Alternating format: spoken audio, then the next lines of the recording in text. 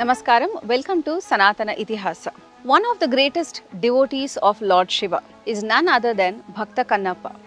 When we talk about Kanappa, a lot of authoritative texts and a lot of priests and pujaris agree that no one can come as close to Bhakata Kannappa when it comes to expressing his devotion to Lord Shiva.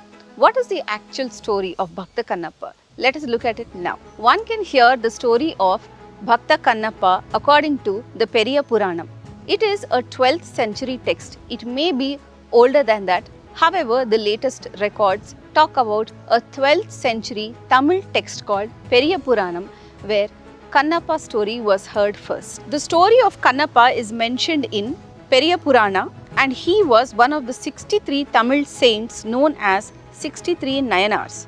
Before becoming a saint, he was called Tinnan and was a hunter by profession. Tinnan was deeply attracted to Lord Shiva and was an innocent devotee. He had no knowledge of rituals or pujas. One day, he heard footsteps and hid in the trees. He saw a well-dressed pujari approaching the Shivalingam. The pujari cleaned the area, poured a pot of water on the Shivalingam, chanted mantras and offered garlands of flowers, vegetables and fruits to Shivalingam.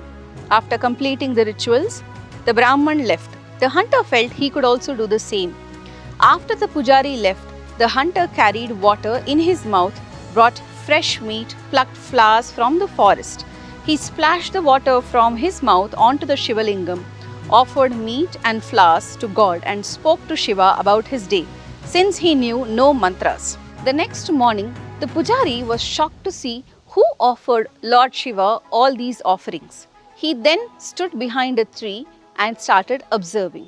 That is when the pujari found out about Kanappa, as he was offering Lord Shiva water from his mouth and also meat and flowers from the forest. The Brahman was very angry, seeing how he was offering these.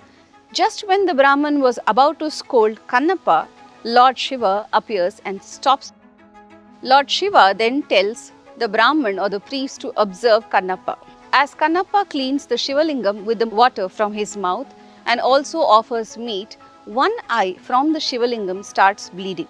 Kanappa then tries to stop this bleeding from the Shivalingam with his hand. The bleeding does not stop. Kanappa does not know what to do. He then takes his bow and carves his eye and places his original eye onto the Shivalingam.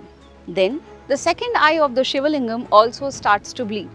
And that is when, to stop the bleeding, Kanappa places his foot on the eye, and just when he was about to take the second eye and carve it out and place it on Lord Shiva comes in front of Kanappa and says, "My dear devotee, I am very much pleased with this devotion. Please do not offer me the second eye. I will offer you both the eyes. Tell me, what do you want?" Kanappa then selflessly says, "My lord, I do not want anything, but I just want to stay with you for eternity." And that is when Lord Shiva is pleased with Kannappa's devotion and he offers him a place in his abode. So this is the story of a greatest devotee who offered his flesh even when he was in agony and pain. He only thought about devotion. As such, that is the greatest devotion of Kanappa, and now we revere Kannappa's devotion. For more such interesting content, do watch my channel Sanatana Itihasa. Subscribe to my channel. Jai Shri Ram.